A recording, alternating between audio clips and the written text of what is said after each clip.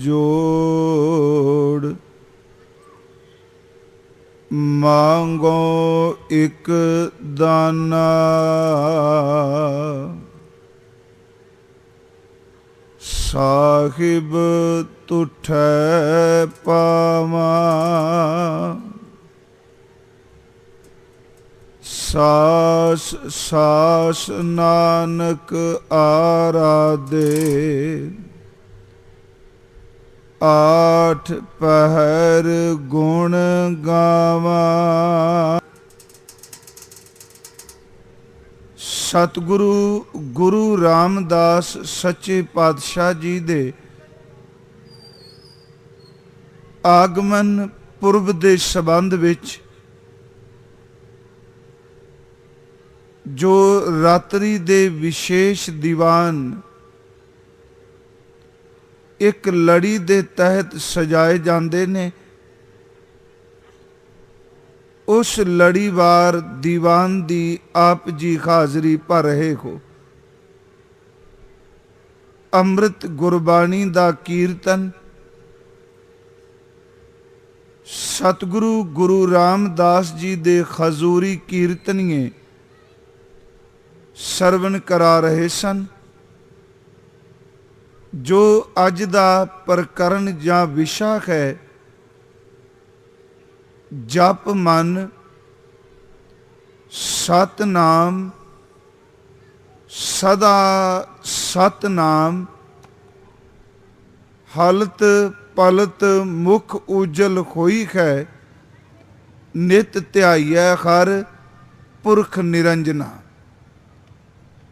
आओ इसे ही प्रकरण नूं गुरु ग्रंथ साहिब दे शब्द की रोशनी विच आपां विचार सकीए। गुरु बख्शी अमृत बचन है, संबोधन किया गया है कि हे मन, उस पार ब्रह्म परमेश्वर दे नाम नूं जो सदैव कार रहन वाला है, उसनू जपना कर, उसनू जप। धन गुरु ग्रंथ साहिब जी दी अमृत गुरबाणी विच नाम जपण संबंधी, नाम आराधन संबंधी, नाम दा सिमरन और नाम दे ध्यान दे संबंध विच हजूर ने अनेकां थावां ते जग्यासू नूं जुगत तरीका और परमेश्वर दे नाम जपण लई उत्साहित कीता है। हजूर ने गुरु ग्रंथ साहिब जी दी जो अमृत बाणी है, इस दे आरंभ विच जो बाणी दर्ज की उस दा नाम भी जप है। जपण दा संबंध साडी रसना नाल है, पर इत्थे धन गुरु रामदास जी दे बचन ने जप मन सतनाम सदा सतनाम, कि मना तू जप परमात्मा दे नाम नू। फिर अर्ज करा, पहली बाणी भी जप है। ते जदों असी मनुखी शरीर दे ढांचे नूं देखने हैं, सिर्फ बाणी दी रोशनी विच कई बारी ये प्रवान अर्ज किया है कि इंसान दा जन्म होया है, ते जन्म तो बाद जिहड़ी उस दी पहचान इस संसार विच अपने परिवार नाल कोई, वो अपने नेत्रां करके नहीं, अपने हत्थां और पैरां करके नहीं। उस दी पहचान सब तो पहला कि पेट विच भुख पैदा हुई ते उस नूं मां दा दुध चुंघण दी जाच अपने मुख नाल, अपनी जीभ नाल, अपने इस मूँह राही आई। जे अंदर भुख पैदा होए ते मां दा दुध पीण दी जाच अपने आप ही इंसान नूं आ गई, ते जिस दिन परमात्मा नूं मिलन दी भुख इंसान दी आत्मा विच पैदा होवे ਤੇ ਪਰਮਾਤਮਾ ਦਾ ਨਾਮ ਜਪਣ ਦੀ ਜਾਚ ਵੀ ਆਪਣੇ ਆਪ ਆ ਜਾਂਦੀ ਹੈ। ਫਿਰ ਇੱਥੇ ਇੱਕ ਅਰਜ਼ ਹੋਰ ਕਰਾਂ ਕਿ ਜਦੋਂ ਅਸੀਂ ਰਸਨਾ ਨਾਲ ਜਪਨੇ ਖਾਂ ਤੇ ਕਈ ਵਾਰੀ ਇਹ ਸ਼ਬਦ ਕਿਹਾ ਜਾਂਦਾ ਹੈ ਕਿ ਜਿਹੜਾ ਇਹ ਸ਼ਬਦ ਵਾਰ-ਵਾਰ ਜ਼ਬਾਨ ਤੋਂ ਰਿਪੀਟ ਕੀਤਾ ਜਾਏ, ਦੁਹਰਾਇਆ ਜਾਏ, ਤੇ ਵਿਦਵਾਨ ਕਹਿਣ ਲੱਗ ਪੈਂਦੇ ਨੇ ਕਿ ਇਹ ਪੁਨਰੁਕਤੀ ਦੋਸ਼ ਹੈ ਕਿ ਇਸ ਸ਼ਬਦ ਨੂੰ ਵਾਰ-ਵਾਰ ਰਿਪੀਟ ਕੀਤਾ ਜਾ ਰਿਹਾ, ਲਿਖਿਆ ਜਾ ਰਿਹਾ, ਤੇ ਅੱਜ ਕੱਲ੍ਹ ਦਾ ਪੜ੍ਹਿਆ ਲਿਖਿਆ ਇਨਸਾਨ ਉਹਨੂੰ ਇੱਕ ਮਕੈਨੀਕਲ ਰੈਪੀਟੇਸ਼ਨ ਕਹਿ ਰਿਹਾ ਹੈ ਕਿ ਜਿਵੇਂ ਇੱਕ ਮਸ਼ੀਨ ਚੱਲਦੀ ਏ, ਵਾਰ-ਵਾਰ ਚੱਕਰ ਲਾ ਰਹੀ ਏ।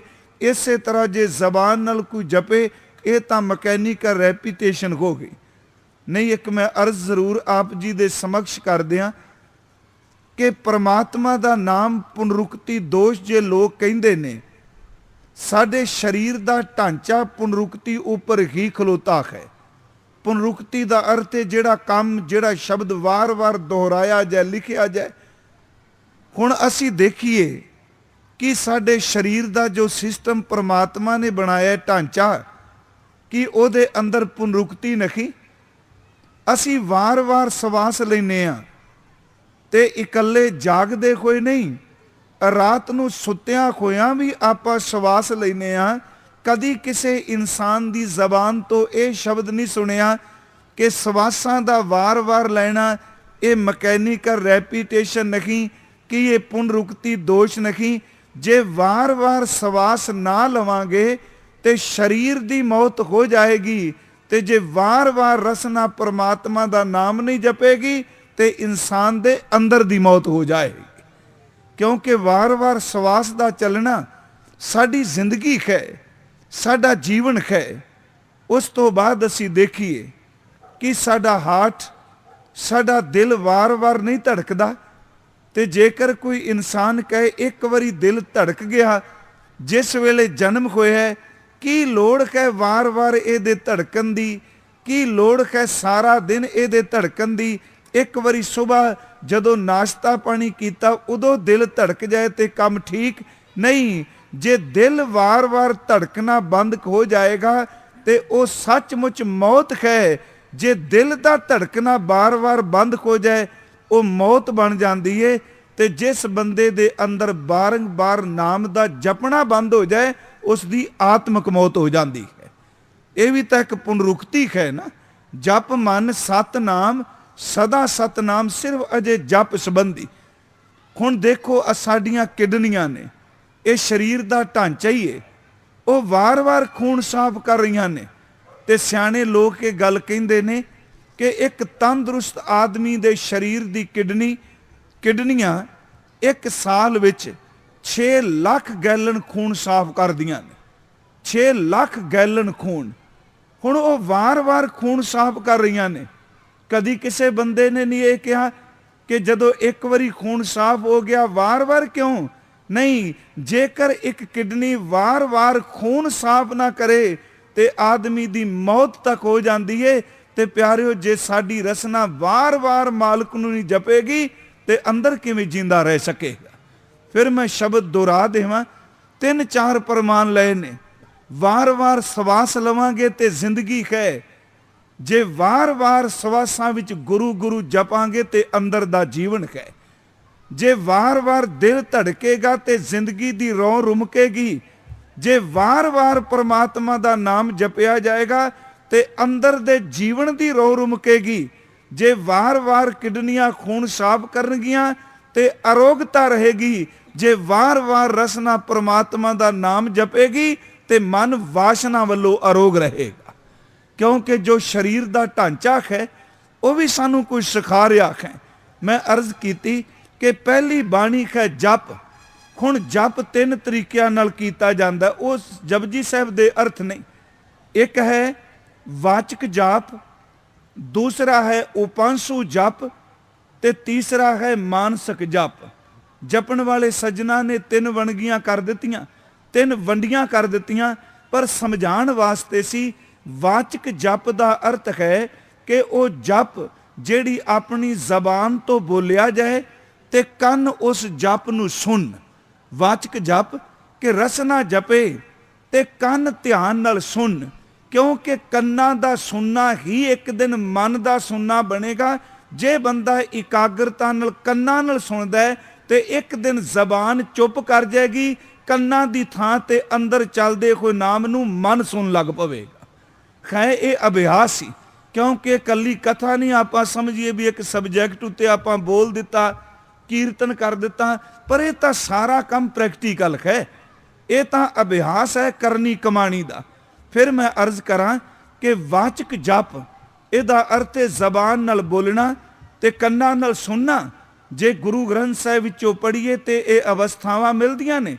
ਧੰਨ ਗੁਰੂ ਤੇਗ ਬਹਾਦਰ ਸਾਹਿਬ ਦਾ ਬਚਨ ਹੈ ਕਿ ਜਿਹੜਾ ਇਨਸਾਨ ਆਪਣੀ ਜ਼ਬਾਨ ਨਾਲ ਰਸਨਾ ਨਾਲ ਜਪੇ ਜਾਂ ਗਾਏ ਉਸ ਨੂੰ ਤੇ ਕੰਨਾਂ ਨਾਲ ਸੁਣੇ, ਤੇ ਮਹਾਰਾਜ ਜਿਹੜਾ ਰੋਜ਼ ਹੀ ਜਪੇ ਤੇ ਕੰਨਾਂ ਨਾਲ ਆਪ ਹੀ ਸੁਣੇ, ਇਹਦਾ ਫਲ ਕੀ ਹੋਵੇਗਾ? ਸਾਹਿਬ ਗੁਰੂ ਤੇਗ ਬਹਾਦਰ ਜੀ ਕਹਿੰਦੇ ਨੇ ਜਿਹੜਾ ਇਹ ਰੋਜ਼ ਅਭਿਆਸ ਕਰੇਗਾ ਉਹ ਕਦੀ ਜਮਾਂ ਦੇ ਘਰ ਨੂੰ ਨਹੀਂ ਜਾਏਗਾ। ਇਹਦਾ ਫਲ ਇਹ ਵੇ, ਜੇਵਾ ਗੁਣ ਗੋਬਿੰਦ ਭਜੋ। ਸਾਹਿਬ ਕਹਿੰਦੇ ਨੇ ਕਰਨ ਸੁਨੋ ਖਰ ਨਾਮ। ਹੁਣ ਦੋ ਹੀ ਗੱਲਾਂ ਨੇ, ਜ਼ਬਾਨ ਤੋਂ ਜਪ ਭਜ ਤੇ ਕੰਨਾਂ ਨਾਲ ਸੁਣ। ਕਹਿਣ ਲੱਗੇ ਕਰਨ ਸੁਨੋ ਖਰ ਨਾਮ, ਕਹੋ ਨਾਨਕ ਸੁਨ ਰੇ ਮਨਾ ਪਰੈ ਨਾ ਜਮ ਕਹਿ ਧਾਮ। ਇੱਥੇ ਤੀਜੀ ਗੱਲ ਹੀ ਨਹੀਂ ਕਿ ਇੱਕ ਜ਼ਬਾਨ ਤੇ ਦੂਜੇ ਕੰਨ। ਵਾਚਕ ਜਪ ਦਾ ਅਰਥ ਹੈ ਜ਼ਬਾਨ ਨਾਲ ਬੋਲਣਾ, ਬੋਲ ਬੋਲ ਕੇ ਉਸ ਦਾ ਉਚਾਰਨ ਕਰ ਕਰਕੇ ਆਪਣੇ ਅੰਦਰ ਨੂੰ ਜਗਾਣਾ, ਆਪਣੇ ਅੰਦਰ ਨੂੰ ਸੁਣਾਉਣਾ। ਵਾਚਕ ਜਪ ਤੋਂ ਅੱਗੇ ਹੈ ਉਪੰਸੂ। ਇਹਦੇ ਬਾਰੇ ਸਿਆਣੇ ਲੋਕ ਕਹਿੰਦੇ ਆ ਕਿ ਜ਼ਬਾਨ ਨਾ ਬੋਲੇ ਪਰ ਕੰਠ ਵਿੱਚ ਜਾਂ ਮੁਖ ਦੇ ਅੰਦਰ ਉਸ ਨਾਮ ਦੇ ਆਪਣੇ ਆਪ ਹੀ ਉਹ ਜਾਪ ਚੱਲਦਾ ਰਹੇ। ਤੇ ਮਾਨਸਿਕ ਜਾਪ ਦਾ ਅਰਥ ਹੈ ਕਿ ਜਿੱਥੇ ਨਾ ਜ਼ਬਾਨ ਖਿੱਲੇ ਨਾ ਕੰਠ ਖਿੱਲੇ ਤੇ ਮਨ ਅੰਦਰ ਉਸ ਫੁਰਨਾ ਰੂਪ ਹੋ ਕੇ, ਜਿਹਨੂੰ ਸਾਹਿਬ ਨੇ ਕਿਹਾ ਜਪ ਮਨ ਸਤਨਾਮ ਸਦਾ ਸਤਨਾਮ। ਗੁਰਮੁਖੋ ਮਨ ਵਿੱਚ ਉਹ ਸਿਰਫ ਫੁਰਨਾ ਰੂਪ ਹੋ ਕੇ ਆਪਣੇ ਆਪ ਹੀ ਉਹਦਾ ਜਾਪ ਚਲੀ ਜਾਂਦਾ ਹੈ, ਆਪਣੇ ਆਪ ਹੀ ਅੰਦਰ ਉਹ ਜਪੀਂਦਾ ਹੈ। ਹੁਣ ਇਹ ਵੀ ਆਪਾਂ ਕਹਾਂਗੇ ਕਿ ਰਸਨਾ ਤੋਂ ਸ਼ੁਰੂਆਤ ਹੈ, ਜ਼ਬਾਨ ਤੋਂ ਸ਼ੁਰੂਆਤ ਹੈ। ਗੁਰੂ ਗ੍ਰੰਥ ਸਾਹਿਬ ਦੀ ਪਹਿਲੀ ਬਾਣੀ ਵੀ ਜਪ ਹੈ। ਸੰਸਾਰ ਵਿੱਚ ਸਾਡਾ ਸੰਬੰਧ ਜੇ ਸਰੀਰਕ ਤੌਰ ਤੇ ਵੀ ਬਣਿਆ ਤੇ ਇਸ ਮੂੰਹ ਕਰਕੇ ਬਣਿਆ, ਤੇ ਜੇ ਪਰਮਾਤਮਾ ਨਾਲ ਵੀ ਕਿਸੇ ਡੂੰਗੀ ਸਾਂਝ ਪਾਣੀ ਹੈ ਤੇ ਉਹਦਾ ਸੰਬੰਧ ਰਸਨਾ ਦੇ ਜਪਣ ਤੋਂ ਬਣੇਗਾ। ਹੁਣ ਇੱਥੇ ਇੱਕ ਬੇਨਤੀ ਹੋਰ ਕਰਾਂ ਕਿ ਰਸਨਾ ਤੋਂ ਜਪਦਿਆਂ ਧੰਨ ਗੁਰੂ ਗ੍ਰੰਥ ਸਾਹਿਬ ਜੀ ਦੇ ਬਚਨ ਨੇ, ਇੱਕ ਦਿਨ ਰਸਨਾ ਬੰਦ ਹੋ ਜਾਂਦੀ ਏ ਤੇ ਬਿਨਾਂ ਰਸਨਾ ਤੋਂ ਅੰਦਰ ਜਪੀਂਦਾ ਹੈ। ਤੇ ਇਹ ਵੀ ਸਚਾਈ ਹੈ, ਜੋ ਰਸਨਾ ਨਾਲ ਜਪਿਆ ਜਾਂਦਾ ਹੈ ਉਹ ਪੂਰੇ ਦੇ ਪੂਰੇ ਸਰੀਰ ਉੱਤੇ ਆਪਣਾ ਅਸਰ ਛੱਡਣ ਲੱਗ ਪੈਂਦਾ ਹੈ। ਇੱਥੇ ਸਿਰਫ 2-4 ਉਦਾਹਰਨਾਂ ਨੇ ਮਨ ਨੂੰ ਸਮਝਾਉਣ ਵਾਸਤੇ। ਤੇ ਮੈਂ ਫਿਰ ਅਰਜ਼ ਕਰਦਿਆਂ ਮੈਂ ਸ਼ਬਦ ਦੁਹਰਾ ਰਿਹਾ ਵਾਂ ਕਿ ਇਹ ਕਥਾ ਨਹੀਂ ਕੇਵਲ, ਇਹ ਤਾਂ ਪ੍ਰੈਕਟੀਕਲ ਅਭਿਆਸ ਹੈ।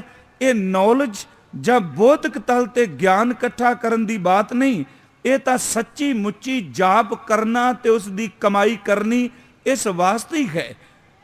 ਹੁਣ ਉੱਥੇ ਜਦੋਂ ਆਪਾਂ ਰਸਨਾ ਨਾਲ ਜਪਨੇ ਆ, ਜਿਹੜੇ ਲੋਕ ਕਹਿੰਦੇ ਆ ਜ਼ਬਾਨ ਨਾਲ ਜਪਿਆ ਕੀ ਹੋਵੇਗਾ, ਬਹੁਤ ਕੁਝ ਹੁੰਦਾ ਹੈ।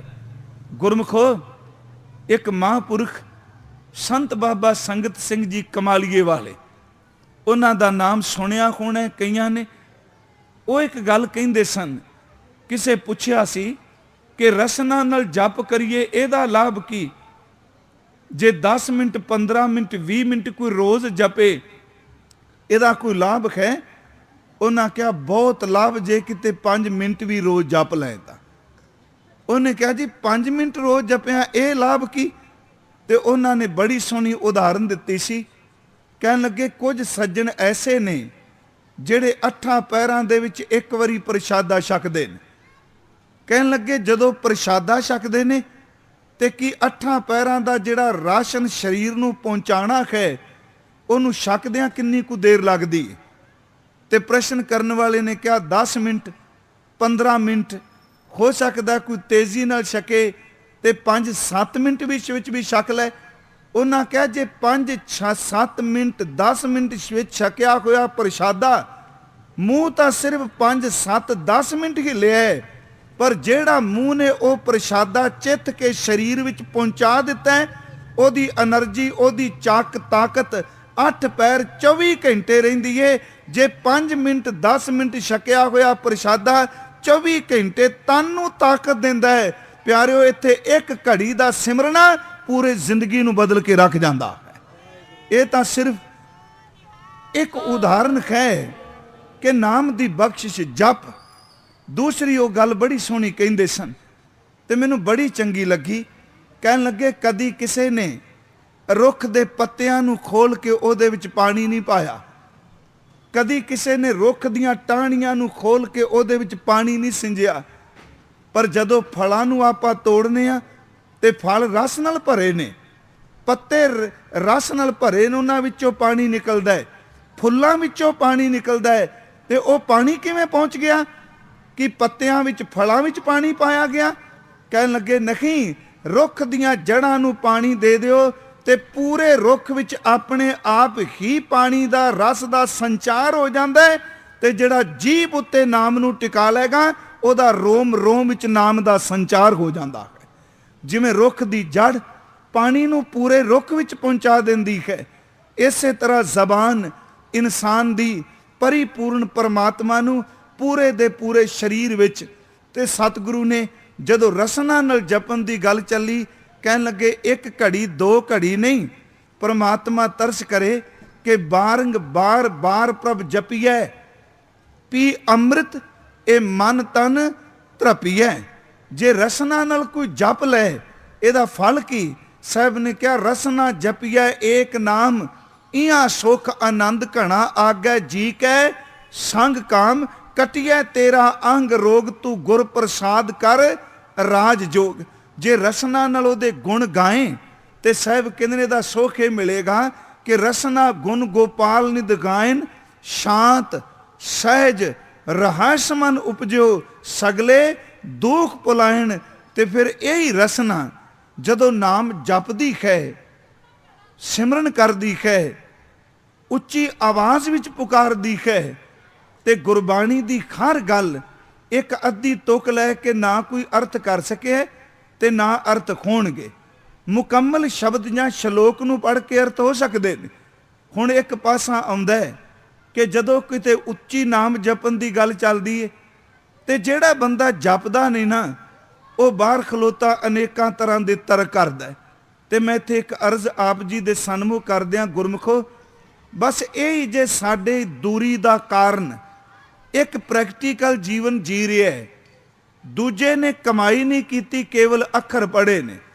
हुण अखर पढ़न वाला जिहड़ा है वो कमाई करन वाले ते तर्क कर रहा है, कटाक्ष कर रहा है। देखो जी कि भगत कबीर साहब ने तो कहा कि मुल्ला मुनारे क्या चढ़े, साई ना बहरा होए, जा कारण तू बांग दे दिल की भीतर जोए।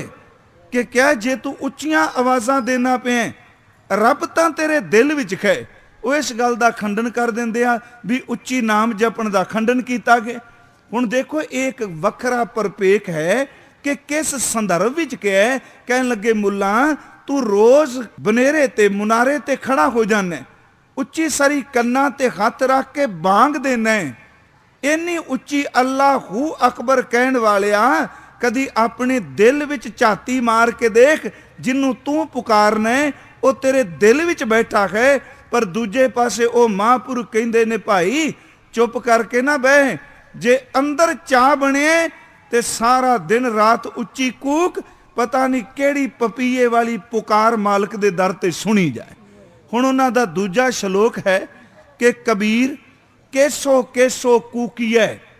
मुल्लां नूं तां कह रहे ने कि साई ना बहरा होए, ते दूजे पासे आप ही महापुरखो भगत कह रहे ने कबीर केसो केसो कूकीए, ना सोईए आसार, रात दिवस के कूकने कबू के सुने, पुकार पता नहीं केड़ी पुकार मालिक दे दर ते सुनी जाए। ओनू पुकार, ओनू अपनी रसना तो जप। इत्थे एक अर्ज खोर करा, देखो जपजी साहब दी एक पौड़ी है, सत्कारयोग सिंह साहब और महापुरख बैठे ने कि शब्द के अर्थां च कदी दावा नहीं करना चाहिए। देखो शब्द इन्ना गहरा है, अखरी अर्थ सारे कर देंगे पर जो शब्द का तत् ज्ञान है ये तो सतगुरु जानन जिन्हां ने अपने हिरदे तो शब्द उचारण किया है। हुण अखरी अर्थ तो मैं भी कर देंगा, साची प्रीत हम तुमसे हो जोरी, तुमसे हो जोर अवर संग तोरी। अर्थ तो सीधे जे कि जो तुम गिरवर तो हम मोरा, एक किन्ना को कोश पढ़ना पैना। सीधी जी गल, तू पहाड़ असी मोर, जे तू चंद्रमा असी चकोर। अर्थ तो बिल्कुल सीधे ने, पर गुरमुखो ये उस अंदर दी अवस्था है जिन्हें रब तो बिना किसी होर नूं तकी नहीं। वो कहता तू जिस रूप विच भी होवेगा, प्यार करने वाला उस रूप विच ही तेनू जाके इश्क कर लवेगा, मुहब्बत करेगा। हुण एक जिहड़ी पौड़ी असी पढ़ने हैं, रसना नाल जदों कोई नाम जपदा है ते गुरमुखो ये रसना अपने आप खुद बखुद अंदर नाम चला देंदी है। कई बारी ये रसना नाल जपिया होया अंदर चला जाता है। इनू ही चार बाणियां आपां कहने, परा, पसंती, मध्यमा ते बैखरी। बैखरी का अर्थ है अपनी जबान तो बोलना। बस यही फर्क है, थोड़ा जिहनू इकाग्रता नाल मेरी बेनती समझियो। हजूर ने आप जदों बाणी आउंदी है ते ये तां नहीं कहिंदे भी आपां बाणी बाहरों अंदर लियाउणी। देखो बाणी पढ़ने आ, महाराज इको गल कहंदे ने, बाणी आई है अंदर, बाणी आई है ओनू रसना तो बाहर उचारण कर दे। सारी बाणी इस तरह है ना, जिन्ने शब्द असी पढ़ांगे अंदर बाणी आई, अंदरों बाणी नू जबान तो बाहर प्रगट किया।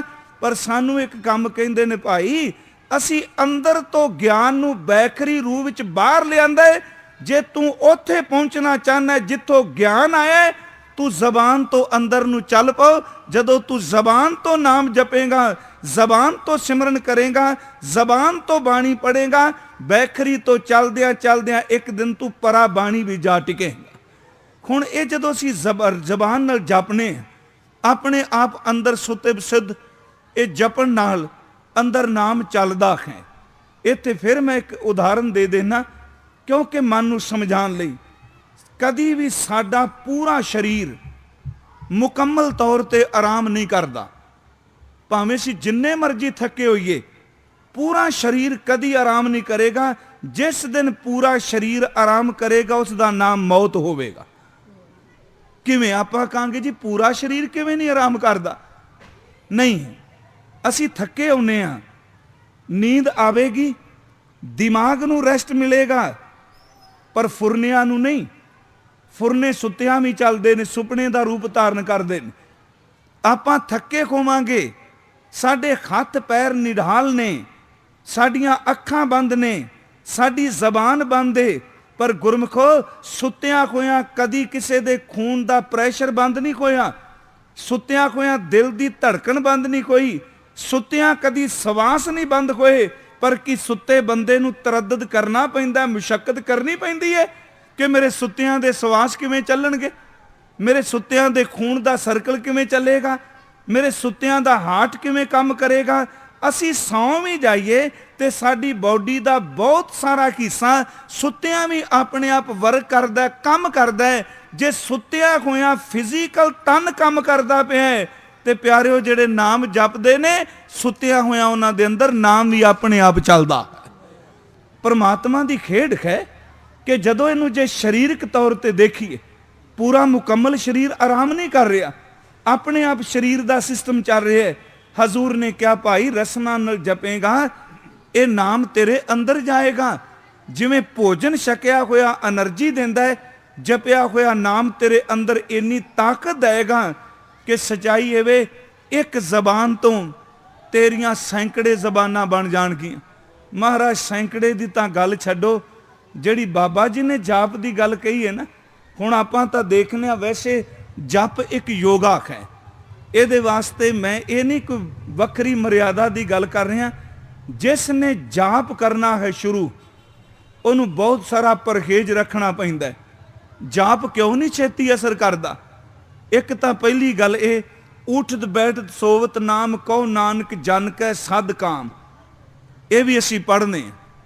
पर जिसने निठ के जाप करना है, इनू कर्म कांड ना समझो। मेरी एक बेनती है, उन्होंने पहली गल एक थां मुकर्रर करनी पैगी। क्योंकि जिसने जाप करना है एक थां ते थां दा संबंध कोठी नाल नहीं, थां दा संबंध भोरे नाल नहीं।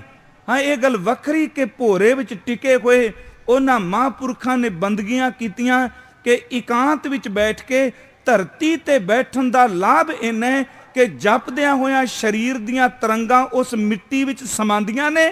ते सच्चाई ये वे कुछ दिनां तो बाद उस जमीन विचों भी नाम दी किरपा वरतदी है। ते जदों बंदा जिथे रोज बैठ के नाम जपेगा, सच्चाई ये वे उहदा अंदर अपने आप ही टिकन लग पैंदा। कपड़ा भी असर कबूलदा है, क्यों नहीं कबूलदा?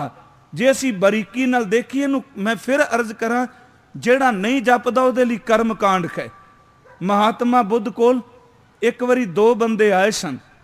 मैं कई बारी ये शब्द दोहराना वा, सियाणे बंदे मूर्खां तो समा बचाने ਲਈ ਖਹਿੜਾ ਛਡਾਉਂਦੇ ਨੇ। मूर्ख बंदा सोचता है इन्हें मेरी खां विच हां मिला ਦਿੱਤੀ है। अक्सर तुसी देखोगे कि सियाणे बंदे ਜਾਂ ਤਾਂ ਜ਼ਬਾਨ ਤੋਂ ਚੁੱਪ ਰਹਿਣਗੇ। जिस बंदे ने जगियासू बनना है, मैं शायद रात भी किते इत्थे अर्ज की, वो पहला सुनदा है, कहंदा नहीं। ज्ञानी बंदा पहला कहंदा है, सुनदा नहीं। पर जगियासू बंदा सुनदा है, जे समझ ना पाए बाद विच पुछदा है। ताई साहब ने कहा संत मिले किछ सुनिया कही है, क्या नहीं क्या कही है सुनिया। कहंदे ने पहला सुन तां सही जाके, तू ठरमे नाल गल नूं ध्यान नाल सुन, जे समझ नहीं पैंदी फिर कही है। बाबा जी ने ताई क्या जब लग दुनिया रही है नानक की सुनिए किछ कही है। पहला सुन भाई, सुन तो बाद कही, क्योंकि परमात्मा ने जेड़े कन दिते ने पहला मां दी आवाज कन्ना विच पई ते जबान बाद विच बोलन लगी। पहला सुनिया बाद विच बोलिया है। वो महात्मा बुद्ध कोल कोई सज्जन आए, पर करन इहदे नाल नहीं मिलदा। वैसे मैं अर्ज करनी चाहना कि जीवन कमाना ते गल करनी दोनों च बड़ा अंतर जे। उन्होंने किसी ही पूछया सी, कहन लगा महात्मा बुद्ध नूं कि परमात्मा है। जदों इन्हें सवाल किया परमात्मा है, महात्मा बुद्ध ने मुस्कुरा के कहा तेनू किस अज्ञानी ने कह दिता वो नहीं, वो है। हालांकि आपनू पता है बुद्ध दी फिलोसफी बोधियां दी स्वीकार नहीं करते, कर्म नू प्रधानता देंदे ने। उन्हें कहा तेनू किसने कह दिता भी वो नहीं। उन्हें कहा मैनू यकीन सी कि तुसी मेरे नाल सहमत होवोगे। थोड़ी देर बाद दूसरा आया, उन्हें आके कहा महात्मा बुद्ध नू कि आप जी इस बारे की राय रखते हो कि परमात्मा नहीं। उन्हें कहा बिल्कुल नहीं। ते चचेरा भरा आनंद कोल बैठा सी। उन्हें कहा महात्मा बुद्ध नू एक ही माजरा, पहला आया तुसी क्या भी प्रभु है, ते दूजा आया तुसी कह दिता नहीं। उन्हें हस के क्या इन्हां दोनों का वास्ता परमात्मा नाल नहीं, ये तो सिर्फ मोहर लवाण वास्ते आए ने। महात्मा बुद्ध साडे नाल सहमत है, इन्हां दा कोई रब नाल वास्ता नहीं। कहन लगे जेड़ा नहीं वाला सचमुच वो भी चुप कर जांदा है, ते है चुप ही दोनों। जेड़ा नहीं वाला ओनू लभदा कुछ नहीं, वो तां चुप कर जांदा है, ते जेड़ा मनदा वो पहुंच उत्थे जांदा, बोलण जोगा कुछ नहीं रहिंदा। हैन तां दोनों चुप ना। कहन लगे इन्हां दा कोई वास्ता नहीं। हुण रसना नाल कीता होया जाप गुरु नानक साहिब जी नूं पढ़ो। उन्हां दी ओ पौड़ी कि अज प्रकरण है जप मन, वैसे मैं अर्ज कर रहा है मन ले संबंधित। अगे तुरांगे आपां गल कीती जबान तो। महाराज जी ने कहा भाई जे परमात्मा दे घर भी चढ़ना ही पहुंचना ही, ते कुछ स्टैप ने कुछ पौड़ियां ने, ये पौड़ियां चढ़ जाएगा ते अभेद हो जाएगा। महाराज वो पौड़ियां केड़ियां? कहन लगे जाप शुरू कर। कोई भी शब्द जपदा है कोई, देखो इस दी विच कोई दो रावां नहीं। असीं कहने ने शब्द की सिद्धि की, वो गुरु ग्रंथ साहिब का शब्द तो सारे पहला सिद्ध ने। बंदा कौन है शब्द की सिद्धि करने वाला? ये तो पहले ही मालिक की कृपा है। कोई बचन पढ़दा है, गुरमंत्र जपदा है, मूल मंत्र जपदा है, वो एकांत थां ते बैठा है, सिमरन कर रहा है, ਉਹਦੇ बस्तर भी नाम का असर कबूल दे। जे एक रोगी ਉਹਦੇ शरीर विच लग्या होया रोग, डॉक्टर सर्जरी करदे क्यों कपड़े चेंज करते हैं? ਆਪਾਂ ਕਿਸੇ ਆਮ ਤੌਰ ਤੇ ਕਿਸੇ ਦਾ ਬਹੁਤ ਸੀਰੀਅਸ ਆਪਰੇਸ਼ਨ ਹੋਇਆ ਹੋਵੇ, ਸਾਨੂੰ ਸਾਡੇ ਕੱਪੜਿਆਂ ਉੱਤੇ ਕਿਉਂ ਉਹ ਵੱਖਰੇ ਕੱਪੜੇ ਪਹਿਨਾਉਂਦੇ ਨੇ? ਉਹਦਾ ਮਤਲਬ ਕਿ ਕਿਤੇ ਸਾਡੇ ਤਨ ਦੇ ਕੱਪੜਿਆਂ ਨਾਲ ਵੀ ਉਸ ਬੰਦੇ ਦੀ ਬਿਮਾਰੀ ਫੈਲ ਨਾ ਜਾਏ, ਉਸ ਨੂੰ ਕੋਈ ਰੋਗ ਜ਼ਿਆਦਾ ਨਾ ਵੱਧ ਜਾਏ। ਹੁਣ ਕੱਪੜਾ ਤਾਂ ਸਾਫ਼ ਪਾ ਕੇ ਗਏ ਆ, ਜੇ ਕੱਪੜੇ ਵਿੱਚ ਕੀਟਾਣੂ ਲੁਕੇ ਨੇ ਉਹ ਬਿਮਾਰੀ ਪੈਦਾ ਕਰ ਸਕਦੇ ਨੇ। ਤੇ ਜਿਹੜਾ ਬੰਦਾ ਦਿਨ ਰਾਤ ਪਰਮਾਤਮਾ ਦੀ ਭਗਤੀ ਕਰਦਾ, ਜਿਸ ਕੱਪੜੇ ਤੇ ਬੈਠ ਕੇ ਭਗਤੀ ਕਰਦਾ, ਨਾਮ ਦਾ ਅਸਰ ਉਹਦੇ ਉੱਤੇ ਵੀ ਹੋ ਜਾਂਦਾ। ਸਤਿਗੁਰੂ ਨੇ ਬਾਣੀ ਚ ਫਰਮਾਇਆ, ਕਹਿਣ ਲੱਗੇ ਭਗਤ ਜਨਾ ਕਾ ਲੂਗਰਾ ਓਢ ਨਗਰ ਨਾ ਹੋਈ, ਤੇ ਕੱਪੜਾ ਹੀ ਨਾ ਸਾਕਤ ਸਿਰ ਪੋ ਰੇਸ਼ਮੀ ਪੈਰਤ ਪਤ ਖੋਈ। ਕਹਿੰਦੇ ਨੇ ਭਗਤੀ ਕਰਨ ਵਾਲਾ ਪਾਟੀ ਕੰਬਲੀ ਦੇ ਦੇ, ਚੇਤੇ ਰੱਖਿਓ ਦੀ ਪਾਟੀ ਕੰਬਲੀ ਦੀਆਂ ਤੰਦਾਂ ਵਿੱਚ ਵੀ ਨਾਮ ਪਿਆ ਹੋਇਆ ਹੈ। ਗੁਰੂ ਸਾਹਿਬ ਨੂੰ ਪੁੱਛੀਏ ਨਾਮ ਬਾਰੇ, ਤੇ ਸਾਹਿਬ ਨੇ ਕਿਹਾ ਇੰਨਾ ਜਪ ਕਰ ਕਿ ਇੱਕ ਦੂ ਜੀਵੋਂ ਲੱਖ ਹੋ ਹੈ। ਇਹ ਜਾਪ ਹੈ, ਇਹ ਸਿਮਰਨ ਹੈ। ਇਤਨਾ ਇੱਕ ਦੂ ਜੀਵੋ ਲੱਖ ਹੋ ਹੈ, ਲੱਖ ਹੋ ਮੈਂ ਲਖਵੀਸ, ਲੱਖ ਲੱਖ ਗੇੜਾ ਆਖੀਆਂ, ਏਕ ਨਾਮ ਜਗਦੀਸ਼। ਇਹ ਤਰਾਹ ਪਤ ਪਵੜੀਆਂ ਚੜੀਆਂ ਹੋਏ 21। ਮਹਾਰਾਜ ਕਹਿੰਦੇ ਆ ਨੇ ਪੌੜੀਆਂ ਪਤੀ ਦੇ ਰੱਬ ਦੇ ਘਰ ਨੂੰ ਜਾਣੀਆਂ। ਇੰਨਾ ਜਪ। ਹੁਣ ਸਵਾਲ ਉੱਠੇਗਾ ਵੀ ਇਹ ਤਾਂ ਖਿਆਲ ਨਹੀਂ ਕਿਤੇ ਵੀ 1 ਤੋਂ ਲੱਖ ਹੋ ਜਾਣ, ਲੱਖ ਤੋਂ 20 ਲੱਖ ਹੋ ਜਾਏ, ਤੇ 20 ਲੱਖ ਜ਼ਬਾਨ, ਇੱਕ ਇੱਕ ਜ਼ਬਾਨ ਲੱਖ ਲੱਖ ਗੇੜਾ ਦਾ ਅਰਥ ਵਾਰੀ ਕਰਾਂਗੇ। ਲੱਖ ਲੱਖ ਵਾਰੀ ਗੁਰੂ ਨੂੰ ਪਰਮਾਤਮਾ ਨੂੰ ਜਪੇ। ਇਹ ਗੁਰਮੁਖੋ ਖਿਆਲ ਨਹੀਂ। ਭਾਈ ਸਾਹਿਬ ਭਾਈ ਵੀਰ ਸਿੰਘ ਜੀ, ਉਹਨਾਂ ਨੇ ਜਦੋਂ ਜਪਜੀ ਸਾਹਿਬ ਦਾ ਟੀਕਾ ਕੀਤਾ, ਤੇ ਕਿਉਂਕਿ ਉਹਨਾਂ ਦਾ ਜਿਹੜਾ ਬੰਦਾ ਜਪਜੀ ਸਾਹਿਬ ਦਾ ਟੀਕਾ ਟੇਕ ਕੇ ਪੜ੍ਹ ਜਾਊ ਨਾ, ਮੇਰਾ ਖਿਆਲ ਹੈ ਵੀ ਉਹਦੇ ਅੰਦਰ ਦੀ ਤਸੱਲੀ ਹੋ ਜਾਏਗੀ। ਕਿਉਂਕਿ ਉਹਨਾਂ ਨੇ ਜਦੋਂ ਟੀਕਾ ਕੀਤਾ ਹੈ, ਉਹਦੇ ਵਿੱਚ ਜੋ ਕੁਝ ਹੈ ਉਹ ਪ੍ਰੈਕਟੀਕਲ ਹੈ। ਤੇ ਸੱਚਮੁੱਚ ਆਮ ਵਿਦਵਾਨ ਇਹਦਾ ਅਰਥ ਇਹੀ ਕਰਦੇ ਨੇ ਕਿ ਇੰਨਾ ਵੀ ਜਪ ਕਰ ਲਈਏ ਤੇ ਤਾਂ ਵੀ ਗੱਲ ਨਹੀਂ ਬਣਦੀ। ਨੰਨਾ ਤੇ ਕਿਤੇ ਇੱਥੇ ਆਇਆ ਹੀ ਨਹੀਂ। ਮਹਾਰਾਜ ਜੀ ਨੇ ਤੇ ਕਿਹਾ ਇਹ ਤਾਂ ਰਾਹ ਪਤ ਪਵੜੀਆਂ, ਇਹ ਤਾਂ ਰਸਤਾ ਹੈ, ਐਸ ਢੰਗ ਨਾਲ ਉੱਤੇ ਚੜ। ਉਹਨਾਂ ਨੇ ਕਿਹਾ ਭਾਈ 1 ਤੋਂ ਲੱਖ ਕਿਵੇਂ ਬਣਦੀ ਏ, ਲੱਖ ਤੋਂ 20 ਲੱਖ ਕਿਵੇਂ ਬਣਦੀ ਏ, ਤੇ 20 ਲੱਖ ਵਿੱਚੋਂ ਇੱਕੋ ਵਾਰੀ ਗੇੜਾ ਵਾਹਿਗੁਰੂ ਕਿਵੇਂ ਬੋਲਿਆ ਜਾਂਦਾ ਹੈ, ਜਗਦੀਸ਼ ਕਿਵੇਂ ਬੋਲਿਆ ਜਾਂਦਾ ਹੈ? ਉਹ ਕਹਿੰਦੇ ਨੇ ਜਦੋਂ ਰਸਨਾ ਨਾਲ ਜਪਦਿਆਂ ਨਾਮ ਦਾ ਸੰਚਾਰ ਅੰਦਰ ਹੋਣ ਲੱਗ ਪੈਂਦਾ ਹੈ। ਇੰਨੀ ਮਾਲਕ ਦੀ ਕਿਰਪਾ ਵਰਦੀ ਏ। ਇੱਕ ਘੜੀ ਐਸੀ ਆਉਂਦੀ ਏ ਜਦੋਂ ਜਗਿਆਸੂ ਜ਼ਬਾਨ ਨਾਲ ਇੱਕ ਵਾਰੀ ਕਹਿੰਦਾ ਵਾਹਿਗੁਰੂ, ਉਹਦਾ ਪੂਰੇ ਦਾ ਰੋਮ ਰੋਮ ਪੁਕਾਰ ਕੇ ਕਹਿੰਦਾ ਵਾਹਿਗੁਰੂ। ਕਹਿਣ ਲੱਗੇ ਸਚਾਈ ਐਵੇਂ ਤਾਂ ਰੋਮ ਰੋਮ ਗਾਉਣ ਵਾਲੀ ਅਵਸਥਾ ਹੈ, ਜਿੱਥੇ ਰੋਮ ਰੋਮ ਜਾਪ ਬਣ ਜਾਂਦਾ ਹੈ। ਜਿਹਨੂੰ ਸਾਹਿਬ ਨੇ ਕਿਹਾ ਗੁਰਮੁਖ ਰੋਮ ਰੋਮ ਖਰ ਧਿਆਵੇ। ਪਰ ਕਰਨ ਵਿੱਚ ਰਹਾ। ਪਹਿਲਾ ਹੈ ਰਸਨਾ ਨਾਲ ਜਪਣਾ, ਉਸ ਤੋਂ ਬਾਅਦ ਹੈ ਕਿ ਰਸਨਾ ਬੰਦ ਹੋ ਜਾਏ ਤੇ ਬਿਨਾ ਬੁੱਲ ਹਿੱਲਿਆਂ ਅੰਦਰ ਜਾਪ ਚੱਲੇ। ਉਹਨੂੰ ਭਾਈ ਸਾਹਿਬ ਨੇ ਕਿਹਾ, ਕਹਿਣ ਲੱਗੇ ਵਾਹਿਗੁਰੂ ਗੁਰ ਸ਼ਬਦ ਲੈ ਪਿਰਮ ਪਿਆਲਾ ਚੁੱਪ ਚਬੋਲਾ। ਸ਼ਬਦ ਜਪਦਾ ਪਿਆ, ਬੁੱਲ ਨਹੀਂ ਖਿਲਦੇ, ਉਹ ਚੁੱਪ ਚਬੋਲਾ ਨਾਮ ਚੱਲ ਰਿਹਾ ਹੈ। ਪ੍ਰੋਫੈਸਰ ਪੂਰਨ ਸਿੰਘ ਉਹਨਾਂ ਨੇ ਇਹਨੂੰ ਚੁੱਪ ਪ੍ਰੀਤ ਕਿਹਾ ਹੈ, ਚੁੱਪ ਸਿਮਰਨ ਕਿਹਾ ਹੈ। ਹੁਣ ਉਹੀ ਚੁੱਪ ਜਿਹੜਾ ਸਿਮਰਨ ਹੈ, ਜ਼ਬਾਨ ਵੀ ਬੰਦ ਹੋ ਗਈ, ਬੁੱਲ ਵੀ ਬੰਦ ਨੇ, ਕੰਠ ਵੀ ਬੰਦ ਹੈ, ਉਹ ਸਿਮਰਨ ਹਿਰਦੇ ਵੀ ਚਲਾ ਜਾਏ। ਇਹਨੂੰ ਸਾਹਿਬ ਨੇ ਫਰਮਾਇਆ ਬਿਨ ਜੇਵਾ ਜੋ ਜਪੇ ਖਿਆਏ। ਜਿਹੜਾ ਜ਼ਬਾਨ ਤੋਂ ਬਿਨਾ ਜਪੇ, ਸਿਮਰਨ ਤੋਂ ਬਿਨਾ, ਵਾਹਿਗੁਰੂ ਰਸਨਾ ਨੂੰ ਚਲਾਣ ਤੋਂ ਬਿਨਾ ਜਪੇ, ਉਹੀ ਸਿਮਰਨ ਰਸਨਾ ਤੋਂ ਹਿਰਦੇ ਵਿੱਚ, ਹਿਰਦੇ ਤੋਂ ਰੋਮ ਰੋਮ ਵਿੱਚ। ਗੁਰਮੁਖੋ ਰੋਮ ਰੋਮ ਤੋਂ ਬਾਅਦ ਜੋ ਕੋਈ ਚੁਗਿਰਦੇ ਦੇਖਦਾ ਹੈ, ਜਿਹਦੇ ਅੰਦਰ ਨਾਮ ਚੱਲ ਪਿਆ, ਉਹਨੂੰ ਹਰ ਇੱਕ ਵਿੱਚੋਂ ਨਾਮ ਹੀ ਸੁਣਾਈ ਦਿੰਦਾ ਹੈ। ਉਹ ਫਿਰ ਸਾਹਿਬ ਨੇ ਕਿਹਾ ਕੱਲਾ ਜ਼ਬਾਨ ਦਾ ਜਪ ਨਹੀਂ, ਉਹ ਤਾਂ ਇੱਥੋਂ ਤੱਕ ਪਹੁੰਚ ਜਾਂਦਾ ਹੈ ਹਜ਼ੂਰ ਦੇ ਬਚਨਾਂ ਮੁਤਾਬਕ, ਜੋ ਬੋਲਤ ਹੈ ਮ੍ਰਿਗਮੀਨ ਪੰਖੇਰੂ, ਸੋ ਬਿਨ ਹਰ ਜਾਪ ਦਿਖਾਏ ਨਹੀਂ ਹੋਰ। ਜਾਪ ਸਾਹਿਬ ਜੀ ਦੇ ਕਥਨ ਮੁਤਾਬਕ ਹਜ਼ੂਰ ਦੇ ਬਚਨ ਕਿ ਤਰਭਵਨ ਮਖੀਪ, ਸੁਰ ਨਰ ਅਸੁਰ, ਨੇਤ ਨੇਤ ਬਣ ਤ੍ਰਿਣ ਕਹਿਤ। ਜੰਗਲ ਦੇ ਤਿਨਕੇ ਵੀ ਇਹਨੂੰ ਬਾਬਾ ਸਾਹਿਬ ਨੇ ਕਿਹਾ ਹਉ ਬਲਖਾਰੀ ਤਿਨਾ ਪੰਖੀਆਂ, ਜੰਗਲ ਜਿੰਨਾ ਵਾਸ, ਕੱਕਰ ਚੁਗਣ ਥਲ ਵਸਨ ਰੱਬ ਨਾ ਛੋੜਨ ਪਾਸ। ਪਰ ਜਦੋਂ ਅਸੀਂ ਇਹ ਰਸਨਾ ਨਾਲ ਜਪਾਂਗੇ ਤੇ ਇਹ ਮਨ ਤੱਕ ਪਹੁੰਚੇਗਾ। ਇਹ ਫੁਰਨਾ ਰੂਪ ਹੋ ਜਾਏਗਾ। ਜਿਵੇਂ ਮਨ ਵਿੱਚ ਸੁਤੇ ਸੁਧ ਫੁਰਨੇ ਨੇ, ਉਸ ਮਨ ਵਿੱਚੋਂ ਸਿਰਫ ਸਿਮਰਨ ਬਣ ਜਾਏਗਾ। ਇਸ ਨੂੰ ਹਜ਼ੂਰ ਨੇ ਬਾਣੀ ਵਿੱਚ ਕਿਹਾ, ਭਾਈ ਜੇ ਇਹਨੂੰ ਰੋਜ਼ ਜਪੇ, ਇਹਨੂੰ ਧਿਆਏ, ਮੈਂ ਸਮਾਪਤੀ ਕਰਨ ਲੱਗਾ, ਇਹਦਾ ਫਲ ਕੀ ਮਿਲੇਗਾ? ਇਹਦਾ ਫਲ ਇਹ ਵੇ, ਸਾਹਿਬ ਕਹਿੰਦੇ ਨੇ ਕਿ ਇੱਕ ਤਾਂ ਨਾਮ ਜਪੇਗਾ, ਤੇਰੀ ਜ਼ਬਾਨ ਨੂੰ ਕਿਤੇ ਵੀ ਗੁਰੂ ਝੂਠਿਆਂ ਨਹੀਂ ਪੈਣ ਦੇਗਾ।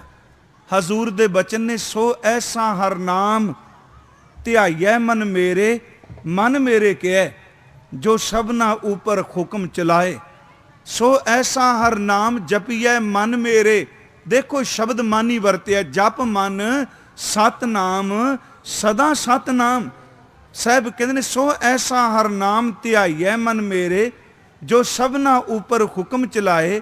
ਸੋ ਐਸਾ ਹਰ ਨਾਮ ਜਪੀਐ ਮਨ ਮੇਰੇ ਜੋ ਅੰਤੀ ਅਵਸਰ ਲੈ ਛਡਾਏ। ਸੋ ਐਸਾ ਹਰ ਨਾਮ ਜਪੀਐ ਮਨ ਮੇਰੇ ਜੋ ਮਨ ਕੀ ਤ੍ਰਿਸ਼ਨਾ ਸਭ ਭੋਗ ਗਵਾਏ। ਸੋ ਗੁਰਮੁਖ ਨਾਮ ਜਪਿਆ ਵਡਭਾਗੀ, ਤਿਨ ਨਿੰਦਕ ਦੁਸ਼ਟ ਸਭ ਪੈਰੀ ਪਾਏ। ਨਾਨਕ ਨਾਮ ਅਰਾਧ ਸਭਨਾ ਤੇ ਵੱਡਾ, ਸਭ ਨਾਮੈ ਅੱਗੇ ਆਣ ਨਿਵਾਹੇ। ਹੁਣ ਉਸ ਨਾਮ ਨੂੰ ਅਖੀਰਲੀ ਬੇਨਤੀ ਹੈ, ਨਾਮ ਨੂੰ ਜਪਣ ਦਾ ਤਰੀਕਾ। ਹੁਣ ਠੀਕ ਹੈ, ਮਹਾਂਪੁਰਖ ਆਪਣੇ ਢੰਗ ਤਰੀਕੇ ਨਾਲ ਦੱਸੀ ਗਏ ਵੀ ਇਸ ਤਰ੍ਹਾਂ ਜਪ ਲੈ। ਮੈਂ ਸਿੱਧੀ ਜੀ ਗੱਲ ਕਰਾਂ, ਦੇਖੋ ਜਦੋਂ ਜ਼ਿਮੀਦਾਰ ਫਸਲ ਬੀਜਦਾ ਨਾ, ਆ ਝੋਨਾ ਵੱਢਿਆ ਜਾਣਾ ਤੇ ਕਣਕ ਦੇ ਛੱਟਾ ਵੀ ਆਪਾਂ ਦੇਣੇ ਆ। ਕਦੀ ਕਿਸੇ ਜ਼ਿਮੀਦਾਰ ਨੇ ਕਿਹਾ ਛੱਟੇ ਆਪਾਂ ਦਿੰਦੇ ਰਹੇ ਹਾਂ ਕਿ ਘੱਟੋ ਘੱਟ ਵੇਖ ਲਓ ਕਿ ਛੱਟਾ ਦੇਣ ਤੋਂ ਪਹਿਲਾਂ ਕਣਕ ਦੇ ਦਾਣਿਆਂ ਦਾ ਮੂੰਹ ਜਿਹੜਾ ਉਹ ਉਤਾ ਹੋਵੇ। ਛੱਟਾ ਦੇਣ ਵਾਲਾ ਇਹ ਨਹੀਂ ਦੇਖਦਾ ਕਿ ਦਾਣਾ ਪੁੱਠਾ ਡਿੱਗਾ ਸਿੱਧਾ ਡਿੱਗਾ। ਉਹ ਕਹਿੰਦਾ ਜ਼ਮੀਨ ਵਿੱਚ ਵੱਤਰ ਹੋਵੇ, ਤਾਕਤ ਹੋਵੇ ਤੇ ਦਾਣੇ ਵਿੱਚ ਅੰਕੁਰ ਪੈਦਾ ਕਰਨ ਦੀ ਸ਼ਕਤੀ ਹੋਵੇ। ਪੁੱਠਾ ਸਿਰ ਡਿੱਗ ਪਏ, ਸਿੱਧਾ ਡਿੱਗ ਪਏ, ਪੇਡਾ ਆਪਣੇ ਆਪ ਹੀ ਨਿਕਲ ਆਉਂਦਾ ਹੈ। ਪਿਆਰਿਓ, ਜੇ ਅੰਦਰ ਦੀ ਭਾਵਨਾ ਦੀ ਹੋਵੇ ਧਰਤੀ, ਸ਼ਰਧਾ ਦੀ ਹੋਵੇ ਧਰਤੀ, ਅੰਦਰ ਗੁਰੂ ਤੇ ਅਟੁੱਟ ਭਰੋਸੇ ਦੀ ਹੋਵੇ ਰੁੱਤ, ਤੇ ਸਚਾਈ ਇਹ ਵੇ, ਭਾਵੇਂ ਬੋਲ ਕੇ ਜਪ ਲਈ, ਭਾਵੇਂ ਚੌਂਕੜਾ ਮਾਰ ਕੇ ਜਪ ਲਈ, ਭਾਵੇਂ ਲੰਮਿਆਂ ਪੈ ਕੇ ਜਪ ਲਈ, ਸਚਾਈ ਇਹ ਵੇ ਜਿਵੇਂ ਵੀ ਜਪੇਗਾ ਬੀਜ ਜ਼ਰੂਰ ਉੱਗੇਗਾ। ਬੀਜ ਦਾ ਪਾਸਾ ਕੋਈ ਦੇਖਦਾ?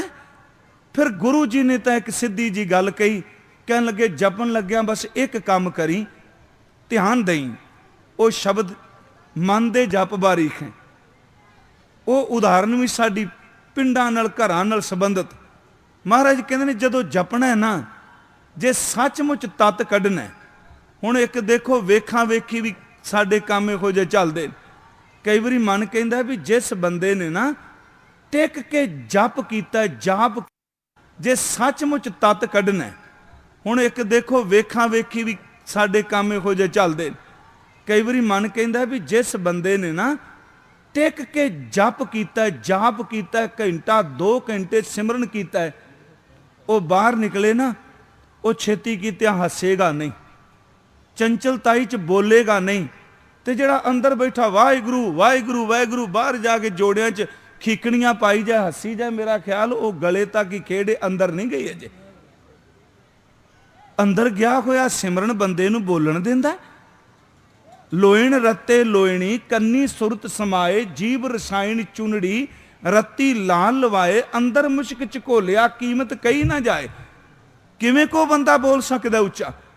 ਪਰ ਗੁਰੂ ਸਾਹਿਬ ਨੇ ਇੱਕ ਗੱਲ ਕਹੀ, ਕਹਿਣ ਲੱਗੇ ਭਾਈ ਇੱਕ ਕੰਮ ਕਰੀ, ਜਾਪ ਕਰਦਿਆਂ ਨਾ ਜਿਵੇਂ ਬੀਬੀ ਦੁੱਧ ਰੜਕਦੀ ਹੈ, ਉਹ ਵੀ ਜਪ ਨਾਲ ਹੀ ਸੰਬੰਧਿਤ। ਦੁੱਧ ਰੜਕਦੀ ਆ ਮਸ਼ੀਨ ਦੂਜੀ ਨਹੀਂ, ਆ ਬਿਜਲੀ ਵਾਲੀ ਨਹੀਂ, ਪੁਰਾਣੀ ਮਧਾਣੀ, ਇਟੀਆਂ ਤੇ ਨੇਹੀ। ਕਹਿੰਦੇ ਨੇ ਜਿਵੇਂ ਉਹ ਦੁੱਧ ਰਿੜਕਦੀ ਏ, ਲੱਕੜ ਦਾ ਫੁੱਲ ਹੈ ਮਧਾਣੀ ਦੇ ਬਿਲਕੁਲ ਥੱਲੇ।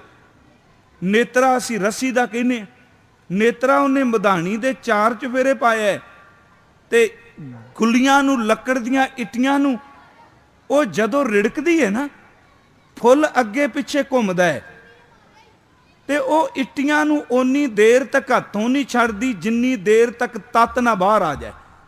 ਕਹਿਣ ਲੱਗੇ ਭਾਈ ਜਾਪ ਵਿੱਚ ਆਪਣੀ ਜ਼ਬਾਨ ਨੂੰ ਬਣਾ ਮਧਾਣੀ ਦਾ ਫੁੱਲ, ਇਹਨੂੰ ਲੱਕੜ ਦਾ ਬਣਾ ਫੁੱਲ ਦੀ ਤਰ੍ਹਾਂ। ਤੇ ਜਿਵੇਂ ਲੱਕੜ ਦਾ ਫੁੱਲ ਅੱਗੇ ਪਿੱਛੇ ਜਾਂਦਾ ਹੈ ਤੇ ਜਿਹੜੀ ਮਸ਼ੀਨੀ ਮਧਾਣੀ ਉਹ ਵੀ ਤਾਂ ਅੱਗੇ ਪਿੱਛੇ ਘੁੰਮਦੀ ਹੈ ਨਾ, ਕਹਿਣ ਲੱਗੇ ਇਸ ਤਰ੍ਹਾਂ ਜਪ ਕਿ ਜਿਵੇਂ ਮਧਾਣੀ ਅੱਗੇ ਪਿੱਛੇ ਘੁੰਮਦੀ ਏ ਤੇ ਜਿੰਨੀ ਦੇਰ ਤੱਕ ਤਤ ਮੱਖਣ ਬਾਹਰ ਨਾ ਨਿਕਲੇ, ਸਵਾਣੀ ਬੀਬੀ ਲੱਕੜ ਦੀਆਂ ਇੱਟੀਆਂ ਹੱਥ ਤੋਂ ਨਹੀਂ ਛੱਡਦੀ। ਕਹਿਣ ਲੱਗੇ ਜਿੰਨੀ ਦੇਰ ਤੱਕ ਤੇਰੀ ਜ਼ਿੰਦਗੀ ਵਿੱਚ ਨਾਮ ਅੰਮ੍ਰਿਤ ਦੀ ਕਿਰਪਾ ਨਾ ਹੋ ਜਾਏ, ਮਨ ਨੂੰ ਇਸ ਤਰ੍ਹਾਂ ਘੁੱਟ ਕੇ ਪਕੜੀ, ਜਾਪ ਕਰਦੇ ਜਿਵੇਂ ਇੱਟੀਆਂ ਪਕੜੀਆਂ। ਹੁਣ ਦੇਖੋ ਸਿੱਧੀ ਜੀ ਉਦਾਹਰਨ ਨੇ, ਮੈਂ ਸਿਰਫ ਇੱਕ ਦੋ ਉਦਾਹਰਨ ਦੇਖ ਕੇ ਜਪ ਬਾਰੇ। ਮਹਾਰਾਜ ਜੀ ਦੇ ਬਚਨ ਸ਼ਬਦ ਸ਼ੁਰੂ ਹੁੰਦਾ ਸੂਈ ਰਾਗ ਦਾ ਕਿ ਭਾਂਡਾ ਧੋਏ ਬੈਸ ਧੂਪ ਦੇਵੋ ਤਉ ਦੁਧੈ ਕੋ ਜਾਵੋ, ਦੂਧ ਕਰਮ ਫੁਨ ਸੁਰਤ ਸਮਾਇਨ ਹੋਏ ਨਿਰਾਸ ਜਮਾਵੋ, ਜਪੋ ਤਾਂ ਏਕੋ ਨਾਮਾ ਅਵਰ ਨਿਰਾਫਲ ਕਾਮਾ। ਇਹ ਮਨ ਈਟੀ ਖਾਤ ਕਰੋ, ਮਨ ਨੂੰ ਇੱਟੀਆਂ ਦੀ ਤਰ੍ਹਾਂ ਪਕੜ ਲੈ। ਇਹ ਮਨ ਈਟੀ ਖਾਤ ਕਰੋ ਫੁਰ ਨੇਤਰੋ ਨੀਂਦ ਨਾ ਆਵੇ, ਰਸਨਾ ਨਾਮ ਜਪੋ ਤਬ ਮਥੀਐ, ਇਨ ਬਿਦ ਅੰਮ੍ਰਿਤ ਪਾਵੋ। ਕਹਿੰਦੇ ਨੇ ਇਸ ਤਰੀਕੇ ਨਾਲ ਨਾ ਪਿਆਰਿਆ ਤੈਨੂੰ ਮਿਲੇਗਾ ਨਾਮ ਅੰਮ੍ਰਿਤ ਦਾ ਤਤ। ਦੇਖੋ ਕਿੱਡੀ ਕੁ ਵੱਡੀ ਉਦਾਹਰਨ ਨੇ, ਸਰਲ ਜੀ ਗੱਲ ਘਰਾਂ 'ਚ ਅਸੀਂ ਵਰਤਨੇ ਆ। ਇੱਕ ਉਦਾਹਰਨ ਦੇਖ ਕੇ ਸੰਪੰਨਤਾ ਹੈ। ਨਾਮਦੇਵ ਨੂੰ ਪੁੱਛਦੇ ਨੇ ਵੀ ਨਾਮ ਦਾ ਜਪ ਕਿਵੇਂ। ਹੁਣ ਵਿਦਾਂਤੀਆਂ ਵਾਲਾ ਨਾਮ ਨਹੀਂ ਇੱਥੇ ਵੀ ਇਸ ਤਰ੍ਹਾਂ ਚੱਲ ਇੱਧਰ ਕੰਮ, ਆ ਤੇਰੀ ਗੱਲ ਨਾ ਬਣੀ ਅਜੇ। ਉਹ ਨਹੀਂ ਭਾਈ, ਮੈਂ ਇੱਕ ਹੋਰ ਵੀ ਬੇਨਤੀ ਕਰਦੇ ਹਾਂ, ਸਾਡੇ ਸਿੱਖਾਂ 'ਚ ਇਹ ਬੜੀ ਚੱਲ ਪਈ, ਜਿਹੜਾ ਰੋਜ਼ ਜਪਦਾ ਹੈ ਨਾ, ਜਿਹੜਾ ਨਹੀਂ ਜਪਦਾ ਉਹ ਰੋਜ਼ ਜਪਣ ਵਾਲਾ ਉਹਦਾ ਤਵਾ ਲਾਉਣ ਲੱਗ ਪੈਂਦਾ। ਮਨਮੁਖ ਸਾਕਤ ਇਹਨਾਂ ਨੂੰ ਕੀ ਪਤਾ। ਸ਼ੇਖ ਸਾਦੀ ਨੇ ਗੱਲ ਬੜੀ ਸੋਹਣੀ ਲਿਖੀ ਹੈ ਬੋਸਤਾਂ ਵਿੱਚ। ਉਹ ਕਹਿੰਦਾ ਹੈ ਉਹਦਾ ਪੁੱਤਰ ਕਾਫਲੇ ਨਾਲ ਜਾ ਰਹੇ ਸਨ ਤੇ ਸੁਬਾਹ ਕੀ ਹੋਈ, ਇੱਕ ਰਾਤ ਸਾਰੀ ਸੂਫੀਆਂ ਨੇ ਗਾਣਾ ਸੀ ਤੇ ਪੁੱਤਰ ਉਹਦਾ ਪਹਿਲੀ ਵਾਰੀ ਕਾਫਲੇ ਨਾਲ ਤੁਰਿਆ ਤੇ ਸੂਫੀ ਰਾਤ ਨੂੰ ਗਾਉਂਦੇ ਗਾਉਂਦੇ ਅੱਧੀ ਰਾਤ ਨੂੰ ਸੌਂ ਗਏ, ਸਵੇਰ ਦੇ ਚੜ੍ਹਾਅ ਤੱਕ ਸੁੱਤੇ ਰਹੇ। ਤੇ ਸ਼ੇਖ ਸਾਦੀ ਦਾ ਪੁੱਤਰ ਉਹ ਸਾਰੀ ਰਾਤ ਜਾਗਦਾ ਰਿਹਾ ਤੇ ਸਵੇਰੇ ਉੱਠ ਕੇ ਕਹਿੰਦਾ, ਅੱਬੂ ਆਹ ਲੋਕਾਂ ਦਾ ਕੀ ਲਾਭ, ਦੇਖ ਆਏ ਵੀ ਤੇ ਸੌਂ ਗਏ, ਮੈਂ ਤਾਂ ਸਾਰੀ ਰਾਤ ਜਾਗਿਆ। ਉਹਨੇ ਕੰਨਾਂ ਤੇ ਹੱਥ ਰੱਖ ਕੇ ਕਿਹਾ, ਯਾ ਅੱਲਾਹ ਤੌਬਾ ਮੇਰੇ ਬੱਚੇ ਨੂੰ ਮਾਫ ਕਰੀ। ਕਹਿੰਦਾ ਪੁੱਤਰਾ ਤੂੰ ਨਾ ਹੀ ਆਉਂਦਾ ਤੇ ਚੰਗਾ ਸੀ। ਉਹਨੇ ਕਿਹਾ ਵੀ ਕਿਉਂ? ਕਹਿਣ ਲੱਗਾ ਸਾਰੀ ਰਾਤ ਜਾਗ ਕੇ ਕੀ ਖੱਟਿਆ, ਸਿਰਫ ਖੌਮੇ ਪੱਲੇ ਪਾਲੀ। ਆ ਜਿਨ੍ਹਾਂ ਨੂੰ ਤੂੰ ਕਹਿੰਦਾ ਸੁੱਤੇ ਨੇ ਚੇਤੇ ਰੱਖੀ, ਇਹ ਰੋਜ਼ ਦੇ ਨੇਮੀ ਨੇ। ਤੂੰ ਅੱਜ ਆਇਆ ਤੇ ਇਹਨਾਂ ਉੱਤੇ ਤਰਕ ਖਿੱਚਣ ਲੱਗ ਪਿਆ ਹੈ, ਕਟਾਕਸ਼ ਕਰਨ ਲੱਗ ਪਿਆ ਹੈ। ਜਿਹੜੀ ਨਾਮ ਦੀ ਬਖਸ਼ਿਸ਼ ਹੈ, ਕੋਈ ਇਹ ਨਹੀਂ ਕੋਈ ਸਾਰੀ ਰਾਤਾਂ ਜਾਗਦਾ ਪਿਆ ਕਿ ਆਖਰ ਅਸੀਂ ਕਮਾਈਆਂ ਕੀਤੀਆਂ ਨੇ। ਬਾਬੇ ਨਾਨਕ ਨੇ ਕਿਹਾ ਕਈ ਵਾਰੀ ਕਮਾਈਆਂ ਧਰੀਆਂ ਰਹਿ ਜਾਂਦੀਆਂ ਨੇ, ਸੁੱਤਿਆਂ ਹੋਇਆਂ ਨੂੰ ਉੱਠ ਕੇ ਕਿਰਪਾ ਮਿਲ ਜਾਂਦੀ ਹੈ। ਦਾਤੀ ਸਾਹਿਬ ਸੰਦੀਆਂ ਕਿਆ ਚੱਲੈ ਤਿਸ ਨਾਲ, ਇੱਕ ਜਗੰਦੇ ਨਾ ਲੈਣ ਇੱਕ ਸੁੱਤਿਆਂ ਦੇ ਉਠਾਲੋ ਦੀ ਕਿਰਪਾ ਹੈ ਨਾ। ਸਿੱਧੀ ਜੀ ਇੱਕ ਉਦਾਹਰਨ ਅਖੀਰ, ਨਾਮਦੇਵ ਬਾਬਾ ਜੀ ਨੂੰ ਪੁੱਛਿਆ ਵੀ ਜਦੋਂ ਜਪ ਕਰਦੇ ਹੋ ਉਦੋਂ ਸਵਾਦ ਕਿਹੋ ਜਿਹਾ, ਰਸ ਕਿਹੋ ਜਿਹਾ ਆਉਂਦਾ ਵੀ ਹੈ। ਹੁਣ ਕਈ ਸੱਜਣ ਸਾਡੇ ਚੱਲੇ ਆ ਵੀ ਸਿੰਘ ਸਾਹਿਬ ਨੂੰ ਮਿਲਦੇ ਹੋਣੇ ਨੇ, ਉਹ ਵੀ ਸਾਡਾ ਤੇ ਦਸਮ ਦੁਆਰ ਖੁੱਲ ਗਿਆ, ਇਹਦੇ ਅੰਦਰ ਅੰਮ੍ਰਿਤ ਝਰ ਗਿਆ ਜੀ, ਇਹ ਤਾਂ ਪਰਮ ਪਦ ਤੇ ਪਹੁੰਚ ਗਿਆ। ਉਹ ਭਾਈ ਗੱਲਾਂ ਸਾਰੀਆਂ ਹੈਗੀਆਂ ਨੇ ਪਰ ਇੰਨੀਆਂ ਸੌਖੀਆਂ ਨਹੀਂ ਹੈਣ। ਵੀ ਸੌਖੀਆਂ ਜੇ ਉਹਦੀ ਨਜ਼ਰ ਹੋ ਜਾਏ ਫਿਰ ਕੋਈ ਔਖੀ ਥੋੜਾ ਗੱਲ ਹੈ। ਫਿਰ ਤਾਂ ਸੁੱਕੇ ਖਰੇ ਕੀ ਇਹ ਖਿਨਮਾ ਹੈ, ਫਿਰ ਦੇਰੀ ਵੀ ਨਹੀਂ। ਹੁਣ ਇਹ ਤਾਂ ਇਉਂ ਬਣ ਗਿਆ ਜਿਵੇਂ ਬਾਬਾ ਸਾਹਿਬ ਨੇ ਕਿਹਾ ਨਾ ਵੀ ਲੋਕੀ ਉਦੋਂ ਮੱਥੇ ਤੇ ਤਿਲਕ ਲਾ ਲਿਆ, ਹੱਥ 'ਚ ਮਾਲਾ ਪਕੜ ਲਈ ਤੇ ਰੱਬ ਸਮਝਿਆ ਖਿਡਾਉਣਾ ਹੈ। ਸੱਚੀ ਮੁੱਚੀ ਅੱਜ ਇਹਨਾਂ ਅਵਸਥਾਵਾਂ ਨੂੰ ਲੋਕ ਖਿਡਾਉਣਾ ਸਮਝਦੇ ਪਏ। ਮਾਥਾ ਤਿਲਕ ਹੱਥ ਮਾਲਾ ਬਾਨਾ, ਲੋਗਨ ਰਾਮ ਖਿਲੋਣਾ ਜਾਣਾ। ਨਾਮਦੇਵ ਬਾਬਾ ਜੀ ਨੂੰ ਪੁੱਛਿਆ ਵੀ ਜਦੋਂ ਨਾਮ ਭੁੱਲਦਾ ਉਦੋਂ ਦੁੱਖ ਕਿਹੋ ਜਿਹਾ ਤੇ ਜਦੋਂ ਚੇਤੇ ਆਉਂਦਾ ਸਵਾਦ ਕਿਹੋ ਜਿਹਾ। ਉਹਨਾਂ ਨੇ ਭਾਈ ਜਿਹੜੀ ਉਦਾਹਰਨ ਦਿੱਤੀ ਉਹ ਕੋਈ ਵੇਦਾਂ ਵਿੱਚੋਂ ਨਹੀਂ, ਬਖਸ਼ਿਓ ਮੈਨੂੰ, ਕਿਸੇ ਗਿਆਨੀਆਂ ਦੇ ਕਿਤਾਬਾਂ ਵਿੱਚੋਂ ਨਹੀਂ। ਉਹ ਸਾਹਮਣੇ ਸੀ ਗਾਂ ਤੇ ਗਾਂ ਦਾ ਵੱਛਾ ਕਿਸੇ ਨੇ ਬੰਨ੍ਹ ਦਿੱਤਾ ਦੂਰ, ਗਾਂ ਕਿੱਲੇ ਤੇ ਪਾਣ ਲੱਗੀ ਖੋਰੂ, ਖੋਰੂ ਕਹਿੰਦੇ ਆਪਾਂ ਨਾ ਡੰਗਰਾਂ ਨੂੰ। ਉਹ ਚਾਰ ਚੁਫੇਰੇ ਕਿੱਲੇ ਦੇ ਘੁੰਮਣ ਲੱਗੀ। ਨਾਮਦੇਵ ਨੇ ਕਿਹਾ ਉਹ ਦੇਖ ਜਿਵੇਂ ਗਾਂ ਵੱਛੇ ਤੋਂ ਬਿਨਾ ਤੜਫਦੀ ਹੈ ਨਾ, ਇਸੇ ਤਰ੍ਹਾਂ ਜਦੋਂ ਨਾਮ ਭੁੱਲਦਾ ਤੇ ਅੰਦਰ ਤੜਫਦਾ ਹੈ। ਅਸੀਂ ਪੜ੍ਹਨੇ ਹਾਂ ਹਜ਼ੂਰ ਦੀ ਬਾਣੀ ਵਿੱਚੋਂ, ਮੋਹੇ ਲਾਗਤੀ ਤਾਲਾ ਬੇਲੀ ਬਛਰੇ ਬਿਨ ਗਾਏ ਅਕੇਲੀ। पानिया बिन मीन तलफै, ऐसे राम नामा बिन बापरो नामा। हुण जदों पुछया भी जपण दा स्वाद की, ते शाम नूं वच्छा छड्डिया ते ਜਿਹੜੇ ਗਾਵਾਂ ਮੱਝਾਂ ਚੋਂਦੇ ਰਹੇ ਉਹਨਾਂ ਸਾਰਿਆਂ ਨੂੰ ਸਿੱਧੀ ਜੀ ਗੱਲ ਪਤਾ ਹੈ। ਉਹ ਜਦੋਂ ਵੱਛਾ ਛੱਡਦੇ ਆ ਨਾ, ਉਦੋਂ ਕਦੀ ਦੇਖਿਓ ਵੱਛਾ ਖੱਬੇ ਸੱਜੇ ਨਹੀਂ ਜੇ ਝਾਤੀ ਮਾਰਦਾ, ਉਹ ਮਾਂ ਦਾ ਦੁੱਧ ਚੁੰਗਦਾ ਹੈ ਤੇ ਜਦੋਂ ਦੁੱਧ ਭਰ ਜਾਂਦਾ ਸਥਨ, ਘੁੱਟ ਭਰ ਭਰ ਕੇ ਪੀਂਦਾ ਹੈ। ਕਈ ਵਾਰੀ ਉਹਨੂੰ ਆਪਣੇ ਮੂੰਹ ਦੇ ਕੋਲੋਂ ਵੀ ਪਤਾ ਨਹੀਂ ਲੱਗਦਾ ਕਿ ਫੇਨੇ ਨਿਕਲਦੇ, ਝੱਗ ਬਾਹਰ ਨਿਕਲਦੀ ਏ। ਕਹਿਣ ਲੱਗੇ ਉਹ ਦੇਖ, ਜਿਵੇਂ ਘੁੱਟ ਭਰ ਭਰ ਕੇ ਵੱਛਾ ਆਨੰਦ ਪਿਆ ਲੈਂਦੇ ਹੀ ਨਾ, ਜਦੋਂ ਮਾਲਕ ਤਰਸ ਕਰਦਾ, ਜਾਪ ਦਾ ਆਨੰਦ ਵੀ ਇਸ ਤਰ੍ਹਾਂ ਆਉਂਦਾ। ਜੈਸੇ ਗਾਏ ਕਾ ਬਾਦਸ਼ਾਹ ਛੂਟਲਾ, ਥਨ ਚੋਖਤਾ ਮੱਖਣ ਗੂਟਲਾ। ਧੰਨ ਗੁਰੂ ਗ੍ਰੰਥ ਸਾਹਿਬ ਕਿਰਪਾ ਕਰੇ। ਗੁਰੂ ਰਾਮਦਾਸ ਜੀ ਦਾ ਸ਼ਬਦ ਹੈ ਕਿ ਭਾਈ ਜੇ ਜਪਾਂਗੇ ਨਾ, ਫਲ ਇਹ ਮਿਲੇਗਾ ਕਿ ਇੱਛਾ ਪੂਰਕ ਸਰਬ ਸੁਖ ਦਾਤਾ ਹਰ, ਜਾਂ ਕੈ ਵਸੈ ਕਾਮ ਤੇ ਨਾ, ਸੋ ਐਸਾ ਹਰ ਧਿਆਈ ਹੈ ਮੇਰੇ ਜੀੜੇ, ਤਾਂ ਸਰਬ ਸੁਖ ਪਾਵੇਂ ਮੇਰੇ ਮਨ। ਸੁਖ ਮਿਲੇਗਾ, ਆਨੰਦ ਮਿਲੇਗਾ ਜੇ ਆਪਾਂ ਉਸ ਪਰਮਾਤਮਾ ਦੇ ਨਾਮ ਨੂੰ ਜਪਾਂਗੇ। ਧੰਨ ਗੁਰੂ ਗ੍ਰੰਥ ਸਾਹਿਬ ਸੱਚੇ ਪਾਤਸ਼ਾਹ ਕਿਰਪਾ ਕਰਿਓ, ਜੋ ਸਟੇਜ ਤੇ ਕਿਹਾ ਜੀਵਨ ਵੀ ਬਖਸ਼ ਦਿਆ ਜੇ। ਸਮੂਹ ਸੰਗਤ ਦਾ ਧੰਨਵਾਦ। ਭਾਈ ਸਿੰਘ ਸਾਹਿਬ ਗਿਆਨੀ ਗੁਰਬਚਨ ਸਿੰਘ ਜੀ ਜਥੇਦਾਰ ਸ਼੍ਰੀ ਅਕਾਲ ਤਖਤ ਸਾਹਿਬ, ਇਹਨਾਂ ਦਾ ਧੰਨਵਾਦ। ਬਾਬਾ ਗੁਰਦੇਵ ਸਿੰਘ ਜੀ ਕੁੱਲੀ ਵਾਲੇ ਮਹਾਂਪੁਰਖ, ਨਿਮਰਤਾ ਵਾਲੇ ਨੇ, ਬੜੀ ਭੈ ਭਾਵਨੀ ਵਾਲੀ, ਤੇ ਇਹਨਾਂ ਨੇ ਸੱਚਮੁੱਚ ਮੁਰੀਦੀ ਕਮਾਈ ਹੈ। ਧੰਨਵਾਦ ਇਹਨਾਂ ਦਾ, ਸਮੂਹ ਸੰਗਤ ਦਾ। ਵਾਹਿਗੁਰੂ ਜੀ ਕਾ ਖਾਲਸਾ, ਵਾਹਿਗੁਰੂ ਜੀ ਕੀ ਫਤਿਹ। ਸਤਿ ਸ੍ਰੀ ਅਕਾਲ।